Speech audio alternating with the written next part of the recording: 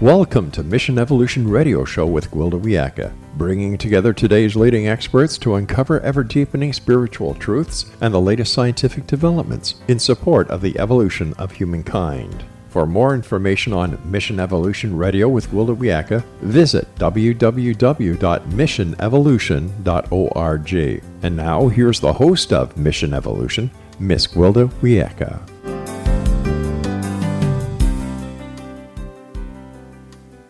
Hello, dear friends, and welcome to Mission Evolution Radio Show, where we share the latest information and leading-edge thoughts to support the path to unity and enlightenment.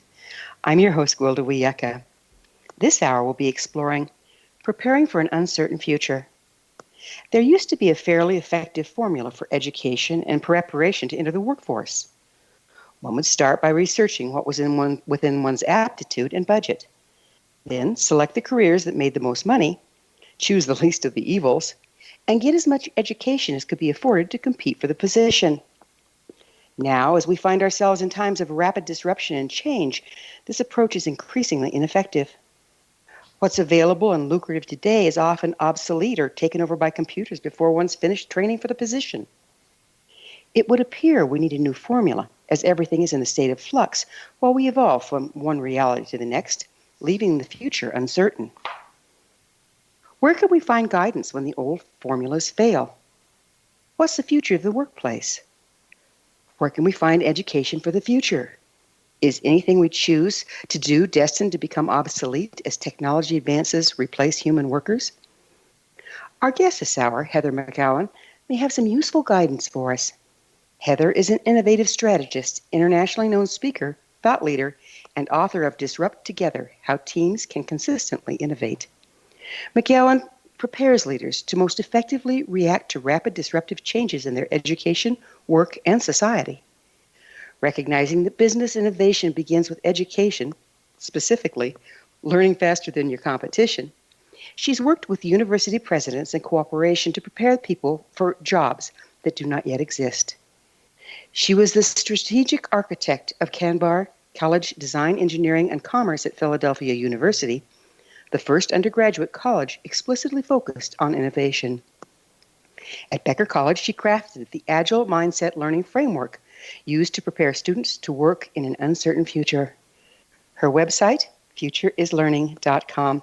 Heather, thanks so much for joining us on Mission Evolution. Oh, thank you so much for having me today. It would appear things are changing more rapidly than ever before. What do you attribute this to? Well, there are three things happening at once, and I'm going to borrow from my friend, New York Times columnist Thomas Friedman, to explain it. He says we're going through three simultaneous climate changes at once. First is the climate of technology, which is driven by Moore's law. So things are moving from linear change to exponential change, which means that computers can do more and more things for us. Anything mentally routine or predictable will soon be able to be achieved by an algorithm. The second climate change we're going through is the climate of the market. And that's where globalization goes from connected to interconnected to interdependent, where your enemies falling is as important as your friends rising. We're in a networked global society where we're connected in a way we never have been before. And the third change is the climate of the climate. And that is biodiversity loss, population growth, and climate change, where we don't have the opportunity to do something later. If you were going to fix that lake, save that species, there's no longer a later. So those three things simultaneously together are accelerating change in a way we've never seen in humankind before. Looks like we're between a rock and a hard place. That's one way to look at it. I'm a short-term optimist. I'm a short-term pessimist and a long-term optimist. I'm a short-term pessimist because I feel like we're not adapting quickly enough to the fact that we're moving from the third industrial revolution to the fourth industrial revolution, and that may come at our peril in the short term. But in the long term, I think we have the possibility of unleashing the potential of humanity in a way we've never seen before. If you just look in my lifetime, I'm 47 years old. We've dramatically reduced world hunger. We've dramatically increased literacy.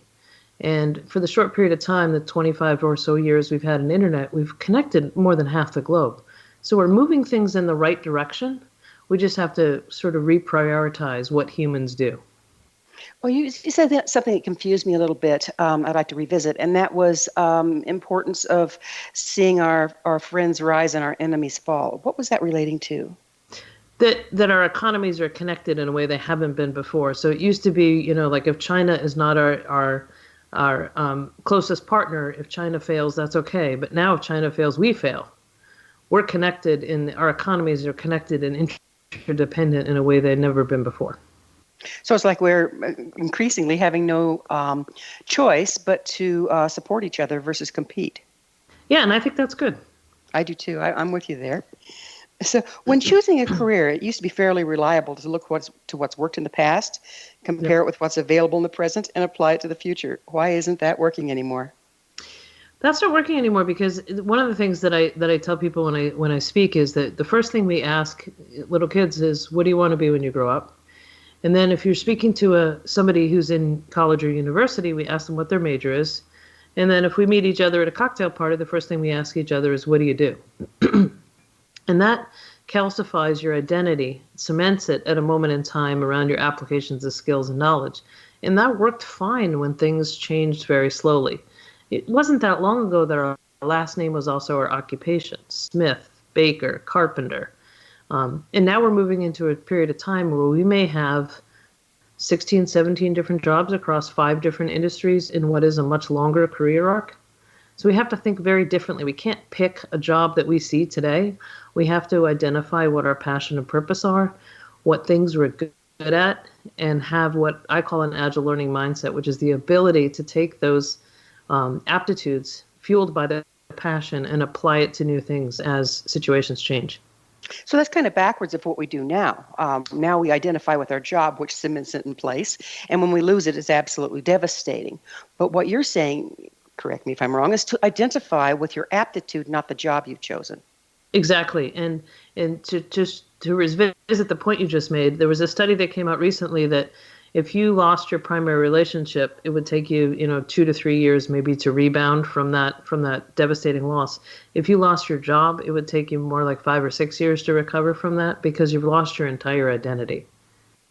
And so that's why I think it's so dangerous that we're pushing so much towards an identity that may not at all be realistic. So you're exactly right. We need to flip it on its head. Let's start with what intrinsically motivates you. What are you interested in? What are you good at? What kinds of things do you like to do? Now let's shape that towards opportunities as they emerge. I like that, as they emerge, which indicates we're moving towards what's coming up versus clinging to what is dying in the dust there, right? Right, and our organizational structures aren't ready for it, whether it's in companies, because we still search for talent based upon people who've done things before. But if the analogy one of my co-authors, Chris Shipley, and I use is we're in a moonshot place right now. When we put the first man on the moon, we couldn't search for an experienced moonwalker.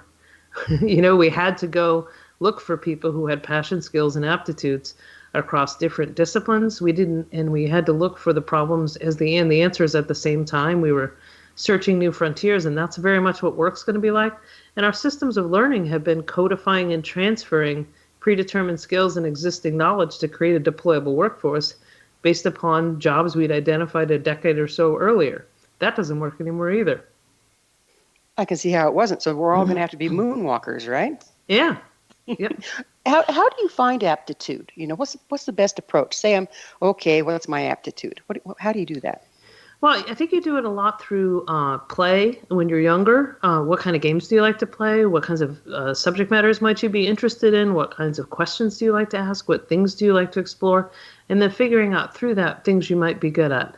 I mean, there's certainly, there's a role for traditional cognitive intelligence, but there's a role for emotional intelligence. There's a role for cognitive preferences. There's a role for learning styles. Lots of ways that if you boil it all up to the end, it's really about developing a higher level of self-awareness about how you contribute to a situation or a team and figuring out where you play best and finding situations that will allow you to play to those strengths. It sounds like imagination might have a lot to play in this. Absolutely. Actually, the focus of the kind of concept around an agile learning mindset is to focus on our uniquely human skills, the things that are really hard to put into an algorithm, which is, creativity, collaboration, communication, empathy, social emotional intelligence. And imagination, certainly.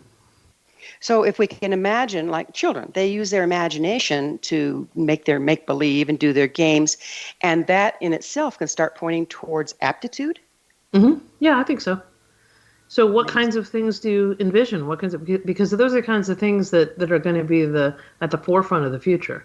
Anything that's mentally routine or predictable, anything that you can say, if this, then that can be achieved by an algorithm. But if you look at how much of our schooling is focused on those kinds of finding the right answers as opposed to finding the interesting questions. Yeah, I find that we're just about out of time for this segment, but I find that very interesting that we're taught to take the events of the past, superimpose them on the present, and expect a rerun in the future. Yeah, I mean, if we take a longer arc and we start looking at trends, I think then we have an opportunity to say, what's in common here? What could happen in the future? And that's not about finding the right answer, it's about finding the interesting questions. And that is an algorithm cannot do. Right.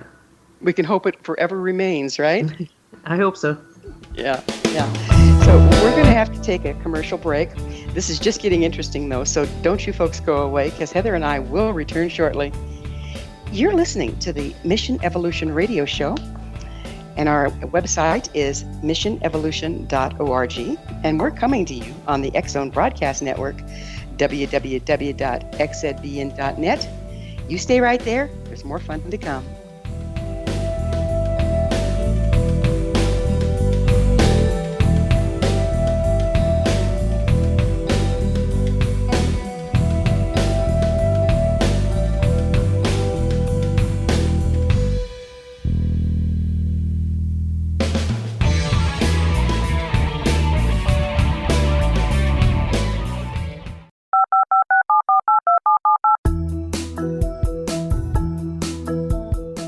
Did you know that when you're on the road with limited data or Wi-Fi, you can still listen to the X-Zone Radio Show with Rob McConnell, The Science of Magic with Gwilda Wiyaka, X-1, Dimension X, Space Patrol, and every minute of the X-Zone Broadcast Network by calling 213-401-0080, courtesy of Audio Now. No smartphone, app, or internet needed. It saves your data plan, and it's free if you have unlimited minutes. Call 213-401-0080 to listen on any phone, anytime, anywhere. Remember 213-401-0080 for the best of the paranormal, parapsychology, and sci-fi radio programming anywhere, 24/7, 365.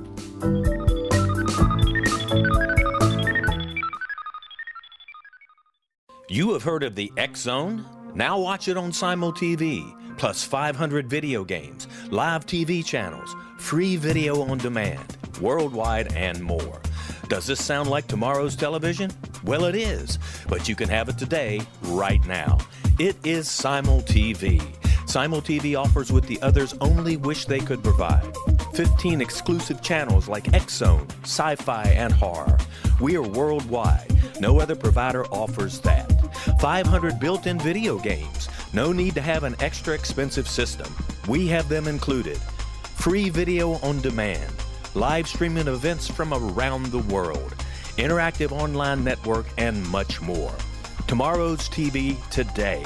Simul TV. Sound too good to be true? Well, it's not. You can have Simul TV today. Sign up at simultv.com.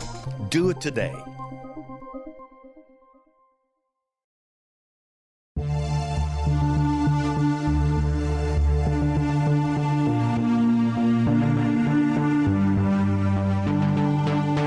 We live in rapidly shifting times of extreme volatility and uncertainty. Such profound change brings a unique opportunity for the evolution of consciousness. I'm Gwilda Wiyaka, host of Mission Evolution Radio Show, a program that explores the latest scientific developments and deepening spiritual truths supporting human evolution. Join me on xzbn.net, where I interview leading experts in science, physics, medicine, spirituality, and more. By applying divergent viewpoints to leading-edge topics, we uncover expansive and evolutionary truth to assist you on your path to enlightenment. More information and past episodes are available at missionevolution.org.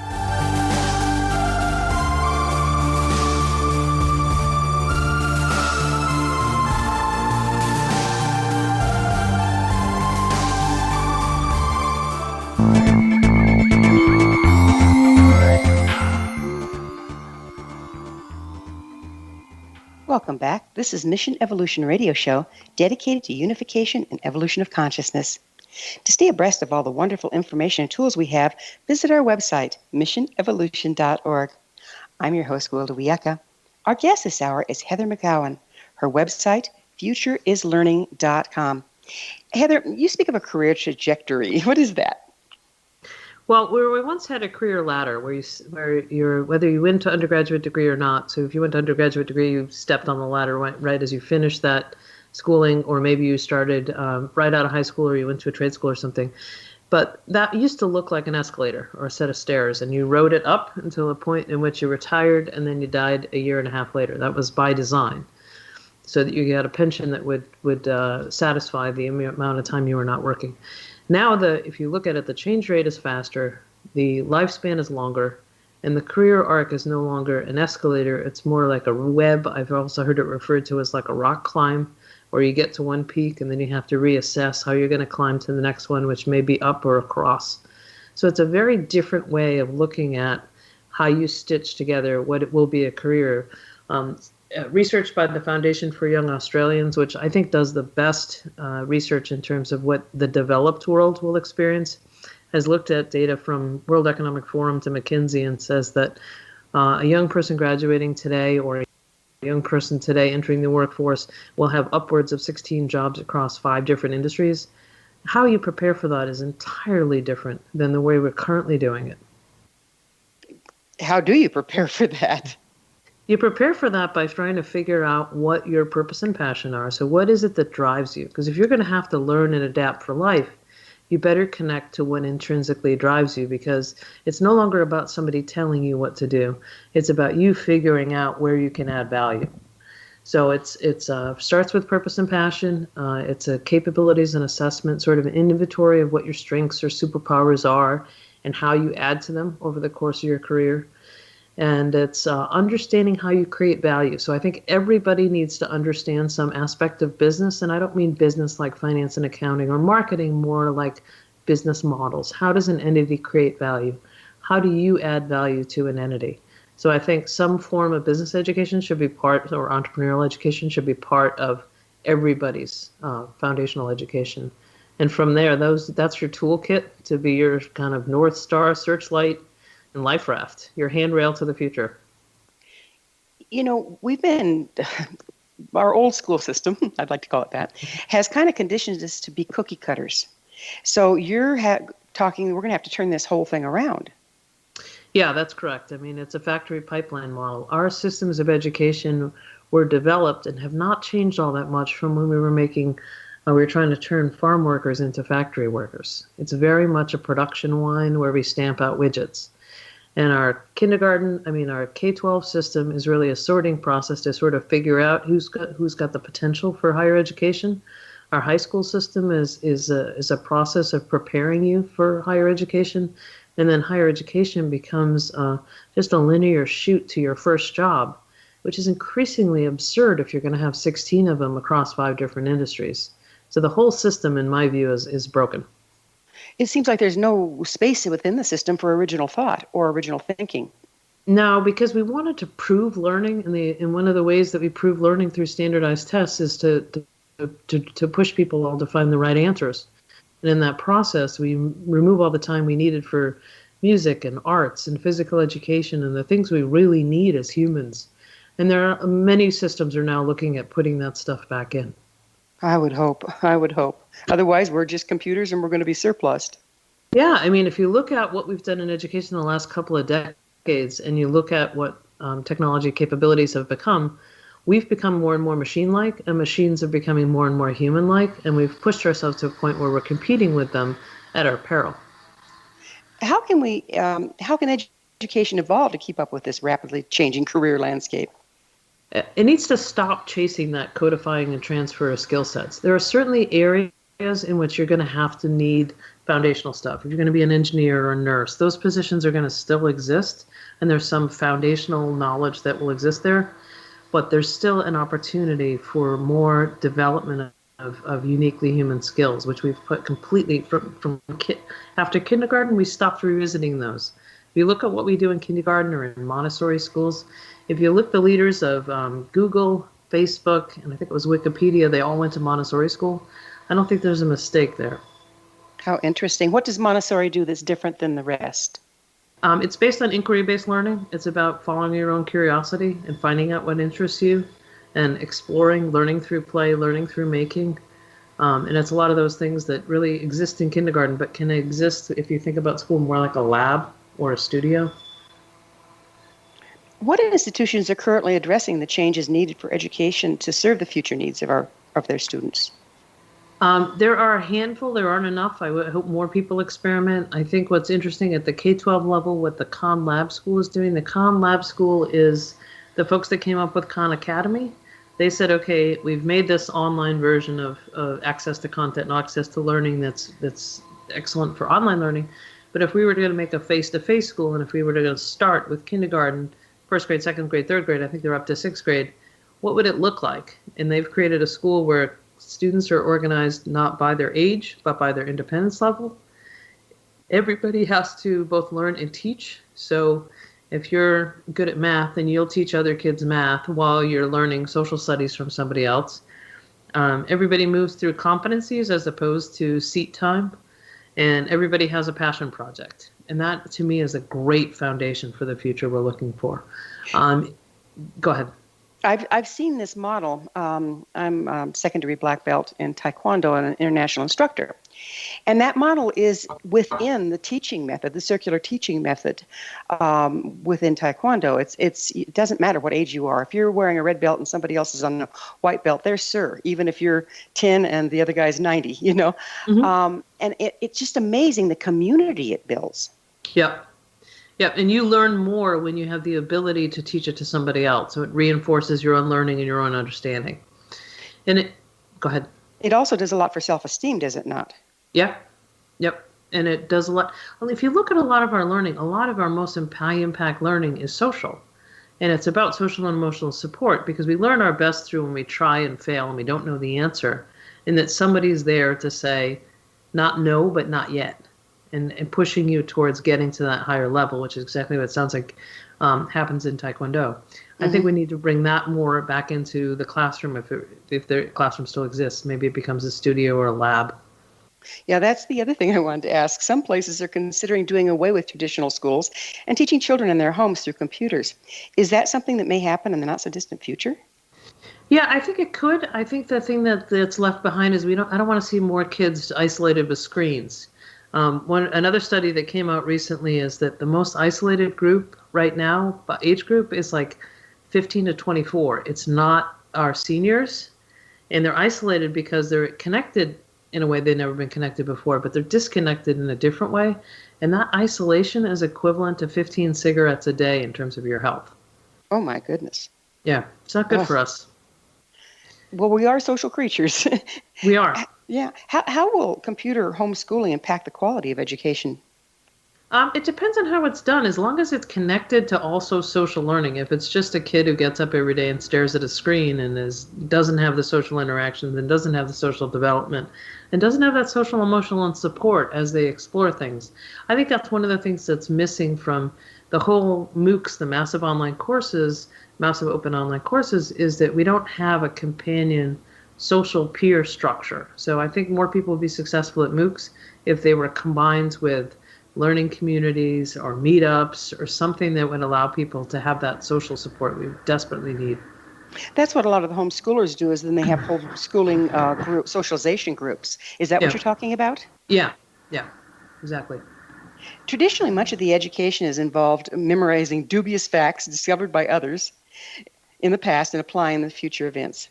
What impact has this had on our ability to be innovative? I think we've suffered from it. Our rates of entrepreneurship are down. Half of the entrepreneurship that happens in the U.S. is by people who come in from other countries. I think that's a wonderful thing, because people bringing in from other countries bring us diversity, different perspectives, new ideas. But the native population of the U.S., our entrepreneurship's on the decline. And entrepreneurship is just one indication of our ability to be imaginative and creative. So that's on the rise, you said? No, it's the native population, people who are born in the U.S., it's on the decline. So half of our Fortune 500 companies that are startups were founded by first or second generation immigrants. That's amazing. Do you think that, our tax structure and everything, it does not favor the entrepreneur? Do you think that's impacting as well? I think it may be impacting. Whether it's impacting today, I think we ought to do is look at tomorrow. So if what they say is true, in the most of the studies on freelance are done by organizations that support freelancing. So I'm always a little suspicious when they're the supplier of it. But there's definitely been an increase in people who are working differently, whether they're working from home or they're working for multiple people, and companies have become platforms. If we want to spur more entrepreneurship, we need to think about different social structures. Because right now we have you're employed or you're unemployed, and you can only get support if you go from a state of being employed to a state of being unemployed. If you want to try to start a new venture and you fail, there's no support for you. And if we really want to see entrepreneurs survive, we have to think about different support systems. We also have compulsory education through high school. That's no longer sufficient. We don't have, in some states, we have free community college. I think we probably need that in every state. And we need new systems of learning so that people can come in and out of the workforce, then you can retool. And part of that will be ways in which we can support entrepreneurship. Well, it's time for another short pause. Heather and I will return to our discussion on the other side of this break. So you stay right there. This is Mission Evolution Radio Show. We're coming to you on the X-Zone Broadcast Network, www.xzbn.net.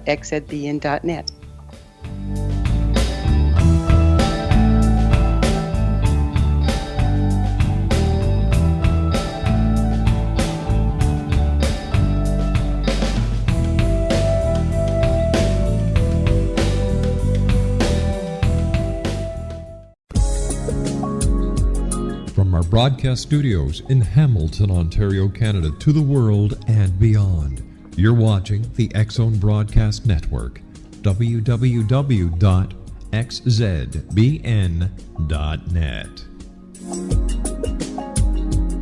AVS Media Den. You have heard of the X-Zone? Now watch it on Simul TV, plus 500 video games, live TV channels, free video on demand, worldwide, and more. Does this sound like tomorrow's television? Well, it is, but you can have it today, right now. It is Simul TV. Simul TV offers what the others only wish they could provide. 15 exclusive channels like X-Zone, Sci-Fi, and Horror. We are worldwide. No other provider offers that. 500 built-in video games. No need to have an extra expensive system. We have them included. Free video on demand. Live streaming events from around the world, interactive online network, and much more. Tomorrow's TV today. Simul TV. Sound too good to be true? Well, it's not. You can have Simul TV today. Sign up at simultv.com. Do it today.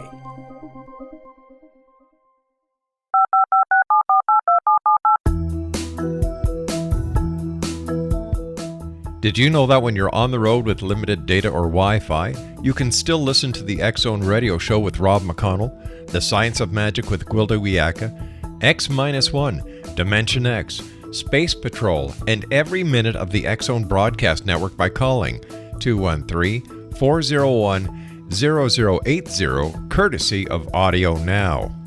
No smartphone, app, or internet needed. It saves your data plan, and it's free if you have unlimited minutes.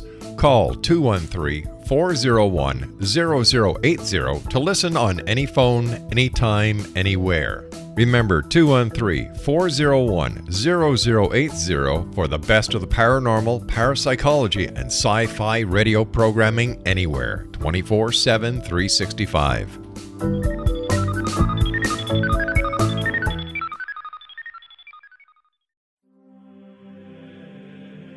Rob McConnell here, presenting an overview for Nicholas Paul Jennings, author of a fascinating book, Amen.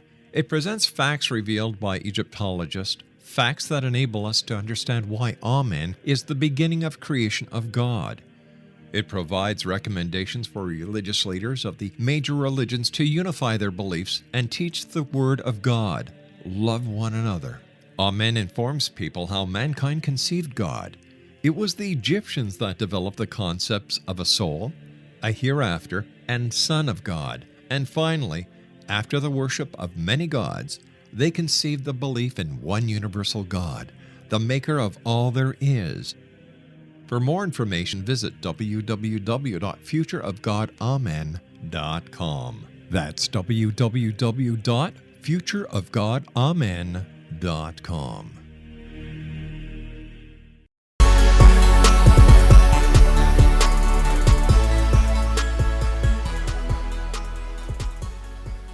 Welcome back. This is Mission Evolution Radio Show, bringing leading edge information supporting the path to enlightenment.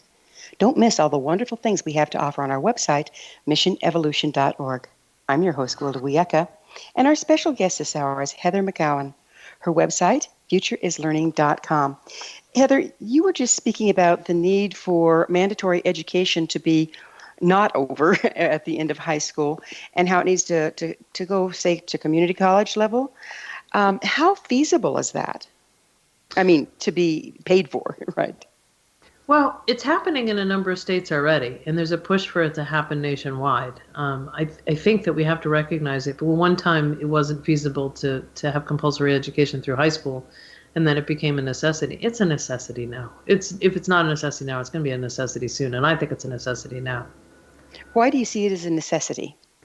Because if you finish high school, you're not equipped to do most of the jobs that would make a living wage in the United States. And the cost of higher education has become prohibitive for many. Yeah, that's the sad thing. It's and I don't know that the value's there still at the lower levels. Do you think? Not necessarily. I think we're going to see a consolidation of higher ed institutions, particularly the ones that are sort of less selective and less known without an endowment. The opportunity there, as I've worked with some of those, is those are the ones who feel the burning platform. Those are the ones who are trying new things. That's nice to know. What sort of things have been tried? If you look at a place like Southern New Hampshire University, I have not worked with them, but I mention them because I think they're really interesting.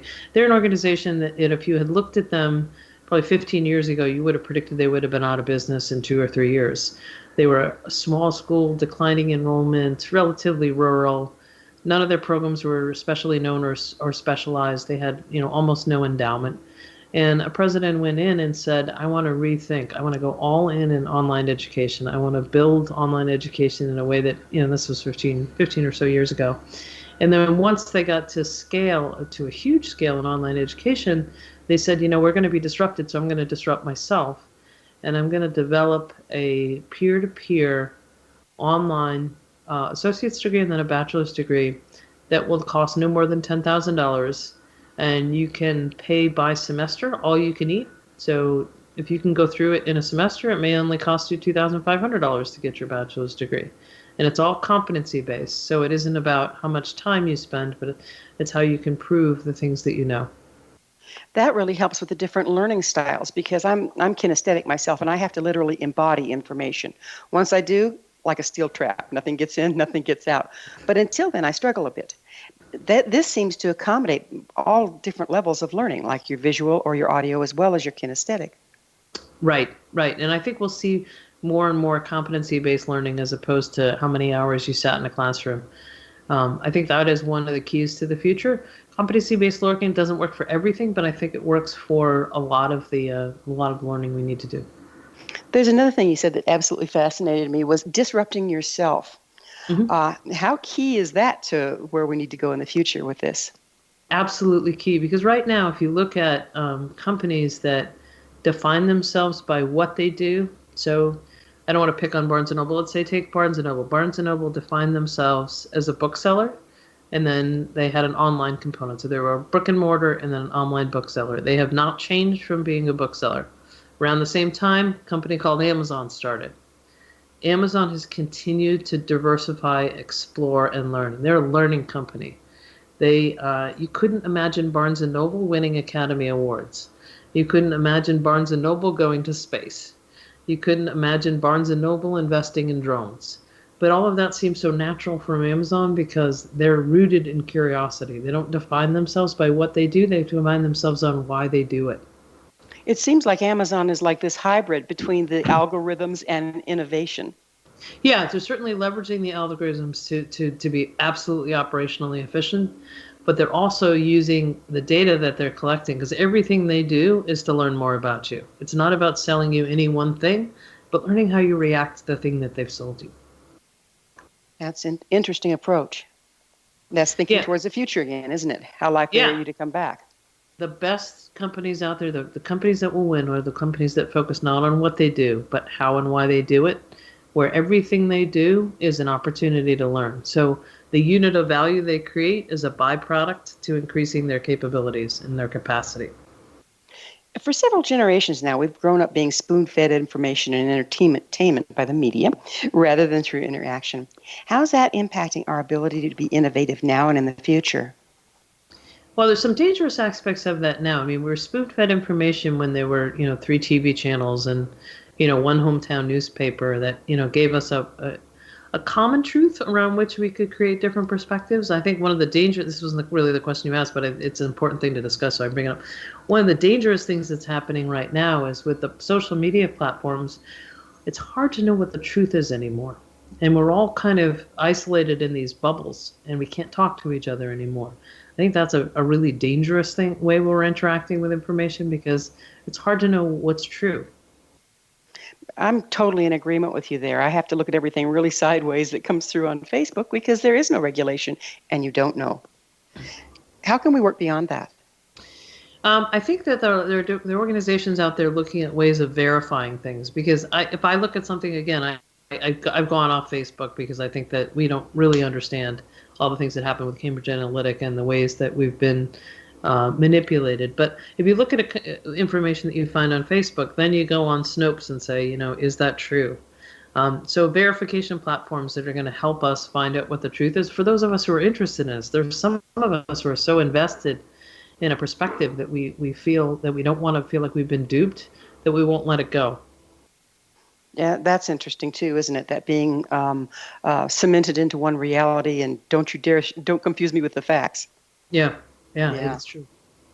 So how can working in teams help us be more innovative? I think helping us in working in teams, particularly diverse teams, so cognitively diverse with different learning styles, different ways of processing information, racially diverse, culturally diverse, gender diversity for sure, will give us different perspectives on ways we look at things. What we assume as being normal or true gets questioned when you have teams in diversity. If you're just answering the question yourself, you're just giving your own truth, which was just one version of the truth. It would appear a person would need to be somewhat processed to participate fully in a group like that. Yep. I think that is something that should be part of the learning process, because it's never about your individual performance outside of school, which is artificial. We break subject matters down into subcomponents to codify and transfer them into new sets of humans. And then we get out into the world of work, and it hasn't really been individual performance for quite a long time. But we don't prepare people for that, explicitly anyway. So I know we've talked a little bit about it, but would you mind going a little further into what is disruptive innovation? Disruptive innovation is an innovation that challenges the existing norm. So whether it's we used to get all our information from newspapers, and then TV became a disruptive innovation, and then the variety of TV channels, and now the ability to stream anything disrupts how we get information, and then social media platforms is disrupting the truth. So disruptive innovation is any form of innovation that comes in and disrupts what is the norm. So how can we use disruptive innovation within an existing structure like a school system or corporation without destroying the structure? I don't know. In the case of education, which I've looked at quite a bit, in some cases I've looked at the corporate organization, we may have to just disrupt it and rebuild it, because the existing system may just not work.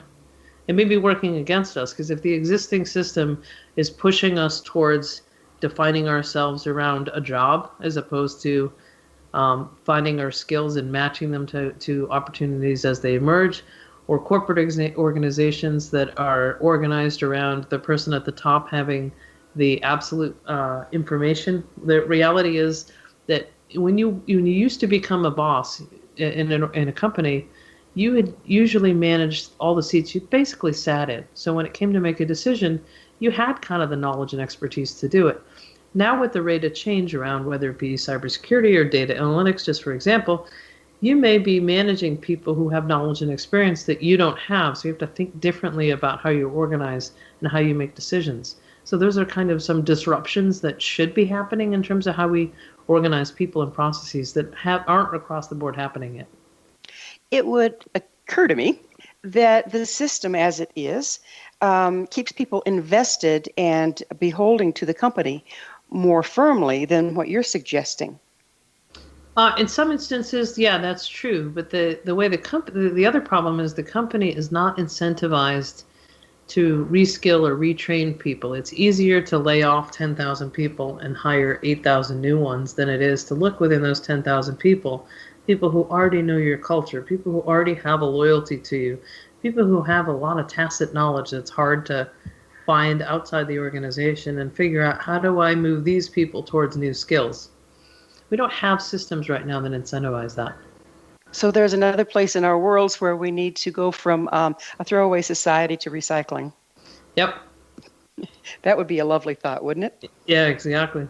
Yeah, but isn't that going to take a lot of infrastructure reorganizing, because the motivation to hold your job is based around the not wanting to be surplused? Yes, exactly. And it's the organization. I think it's a policy. Part of it may be a policy change. I mean, organizations may come to the conclusion themselves that every time they shed a layer and acquire a new layer, it's a disruption through the whole organization, because you got everybody who's left saying, am I next? And then the behaviors that go with protecting yourself to make sure you're next, which are not always productive. And then you've got the loss of those people, and then the onboarding and getting up to speed of the new people that come in. Right. We're going to have to pick up with this on the other side of a commercial break. Heather and I will be back shortly, so don't leave us now. This is Mission Evolution Radio Show on the X Zone Broadcast Network, www.xzbn.net.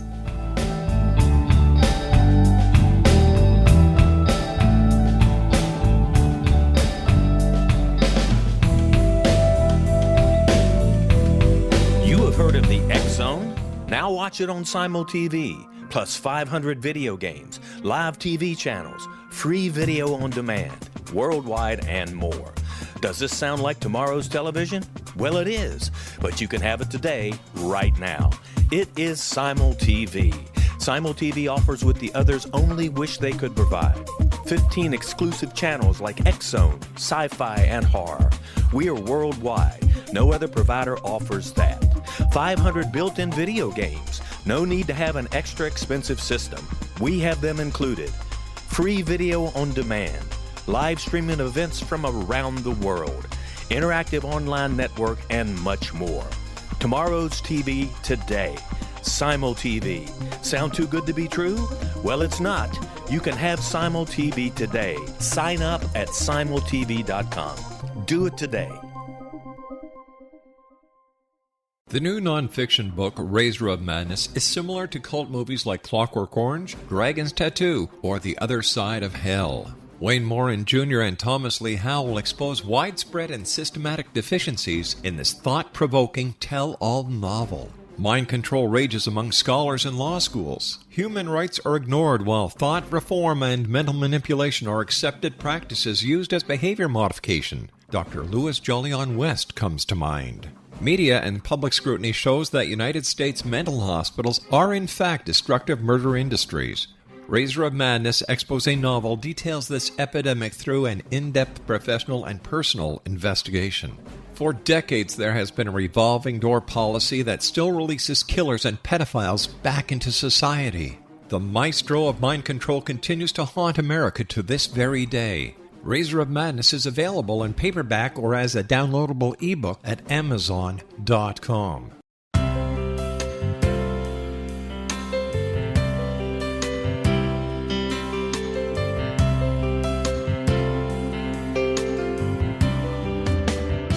The concept of a new age has been around since the late 19th century, yet much of its original meaning has been lost. What exactly is the new age? Is it a religion, a collection of obscure esoteric practices, a series of doomsday predictions, or an astrological event? The New Age Chronicles is a unique complementary publication bringing reason and grounded information to separate fact from fiction. chock full of valuable information to support you as we make the monumental shift into the new era. You won't want to miss a single innovative issue. The New Age Chronicles newspaper is coming soon to www.newagechronicles.com.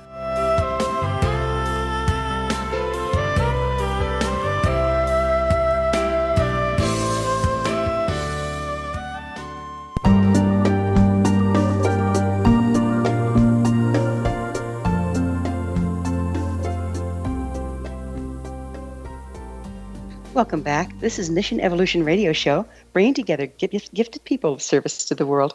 I'm your host, Gwilda Wiyaka. I always love to hear from my listeners. Email me at info@missionevolution.org and suggest a topic or guest that's on your mind.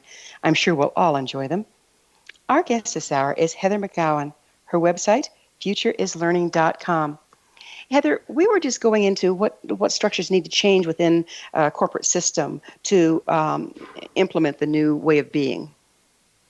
Yes, we were just talking about how we need policy changes to incentivize people to retain employees, whether they be employees or workers, engaged individuals within the entity, so that they're not in this constant cycle of shedding and hiring skills, which soon will become really difficult because the skills are ones that are emerging. So emerging skills versus ones that we've picked up over time? Yeah, I mean, if you look at something like as recently as like a social media manager, we didn't have a curriculum for that. So we couldn't hire people who were experienced in that. We had to find people who were experimenting with that and let them come in and develop their skill set as part of their work. And I could see that happening more and more as the speed of change starts happening so quickly. We don't have that sort of what was typically a decade from the time the market said it needed sort of new skills to the time we could develop the curriculum and then put people through it. So more of a tutoring as you go kind of thing. Yeah, kind of omni-learning. What companies are leading the charge into the future of work? Well, it's interesting. About if you look back over the last 100 years, the 5 companies that were valued the highest in terms of market capitalization. So that's us saying these companies are the most valuable in the future. 100 years ago, it was all steel companies and oil companies and meat processing companies, because the way we created value was you extracted value from natural assets. And if you look about 50 years ago, we were coming out of the second into the third industrial revolution, you look at companies that were scalable production of man-made assets. So all of our consumerism. And now if you look at the 5 biggest companies right now in terms of market capitalization, it's Amazon, Alphabet, which owns Google, Apple, those kinds of Microsoft, those kind of companies that are, as I said before about Amazon, they're in the constantly learning. So they create digital assets, but they learn from doing it, and they redeploy them. So they're sort of the moonshot companies. And I think the more of us can get on board with the idea that the future of work is learning, the more of us will be successful. What's the role of culture in a company? It's essential. I think that really if you boil a company down, especially in this future scenario that I talk about, it's really nothing more than culture and capacity. The culture is the operating system of the company. It's why it exists, how the world looks differently because it exists, and then what will and won't it do to achieve its vision and mission. And then its capacity is made up of its capabilities, which it's always trying to build upon. So how do we take how we operate, our operating system, and then if you think about it like a phone, and our applications, what new applications do we need to add in terms of responding to market need or responding ahead of market need? This is very different than a company that defines itself by the products they produce, because those things are now byproducts. And I think with so much more attention on, we have to change the way we're living because we can't continue with the consumerism and surplus and all that stuff. Do you think there'll be support for this from the people or resistance? I think if we can make it where it's a natural part of how we live and it's so obvious, I think the rise of things like, I'm not sure it's the right word, but the collaborative economy where we have access over ownership. So we may not all need to own a car or all need to own a vacation home or all need to own, Legos, because you can subscribe to something where you get a new batch of Legos every week and those Legos circulate. I think some of those things that value access over ownership, they make sense, and they're actually a delight to be a part of. If you've ever, traveled on Airbnb and lived in somebody else's home and lived in their culture, it's quite different than going to a hotel. Oh, quite different. And the learning, speaking of learning, is exponentially larger. Yep, for sure. Yeah. What do you see as the largest blocks to innovative change? That the limits of our own imagination. So we have had for the past 50 years, the people who really built this country, did so because they did what they were told. And there's a certain amount of human behavior that's comfortable being told what to do.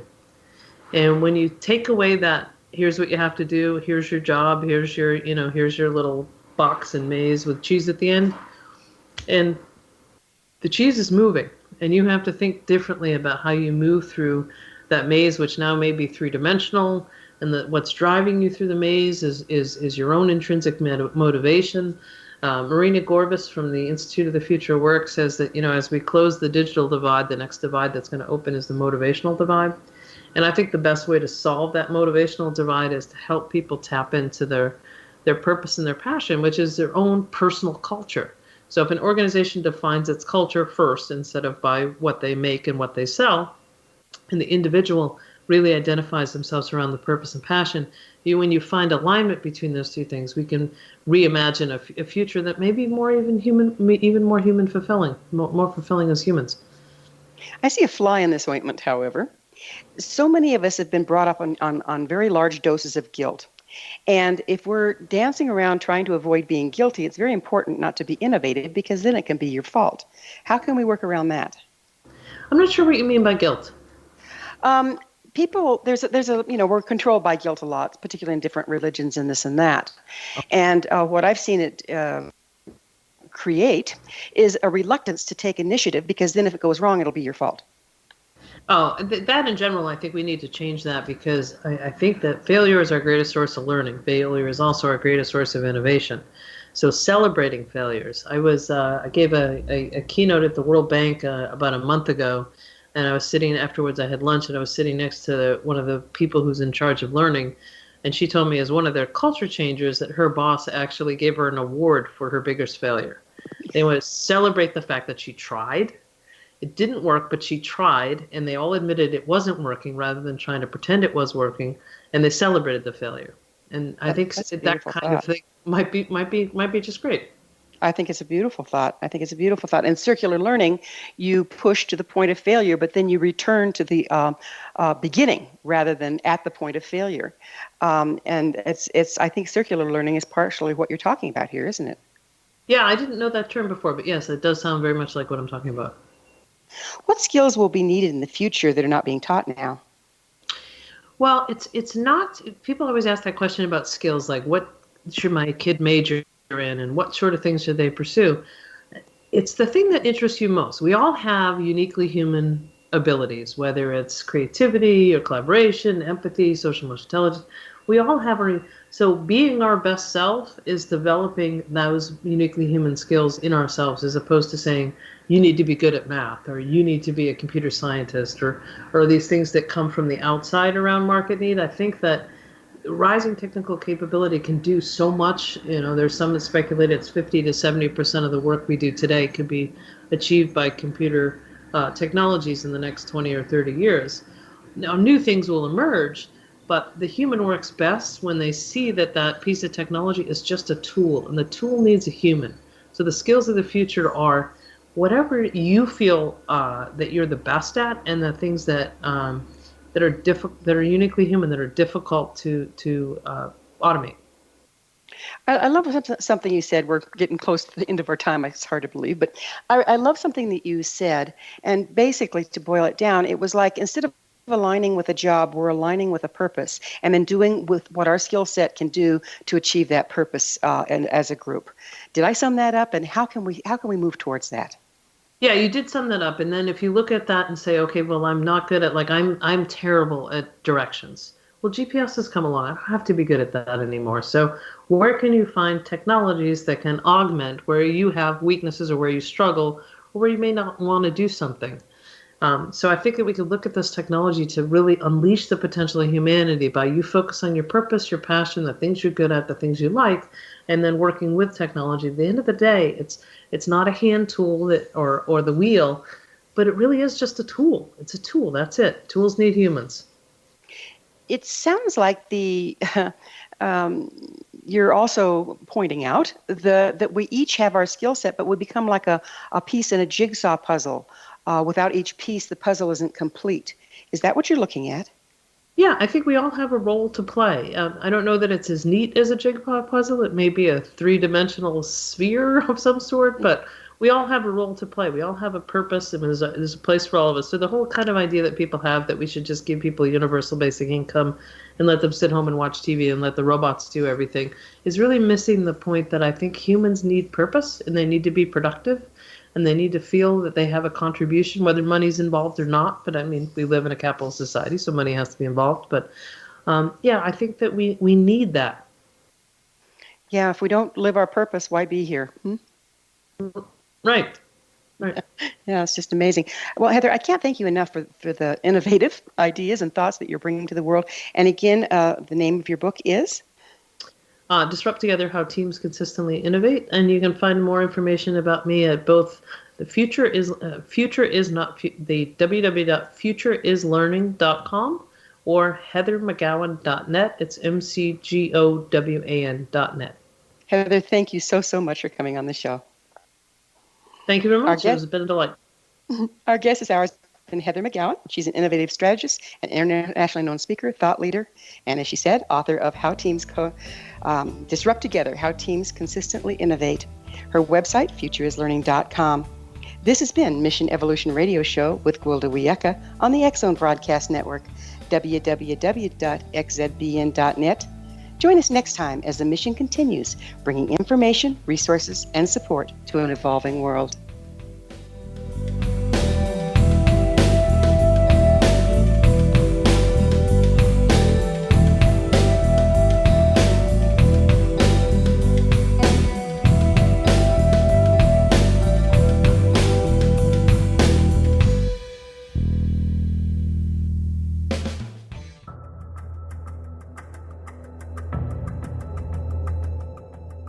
Modern Esoteric, Beyond Our Senses by Brad Olson, consummates the lifeology story about where humanity originates.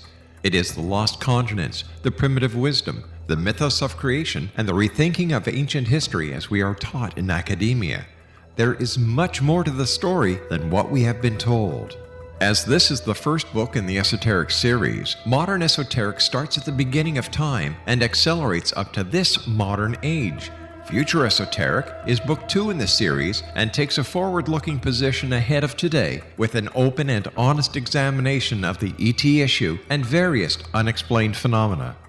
To discover the writings of author Brad Olson, visit www.bradolson.com. That's www.bradolson.com.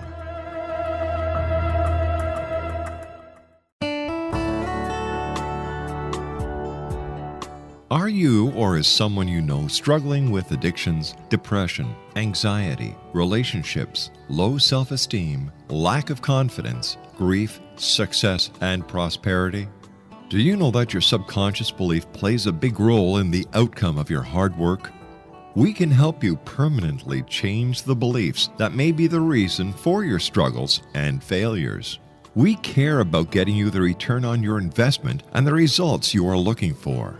We can help you be free of the limitations of your past and in realizing your highest potential. We work with people by phone and Skype. For more information, visit us at www.ritasoman.com. That's www.ritasoman.com.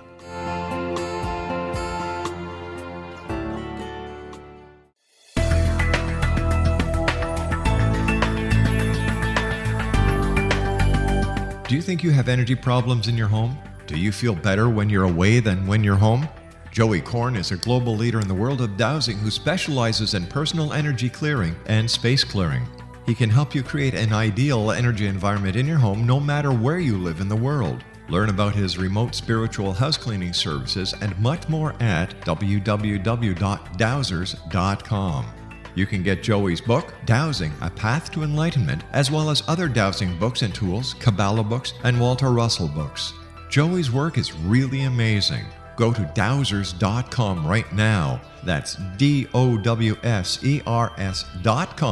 or call 1-877-DOWSING. That's 1-877-369-7464.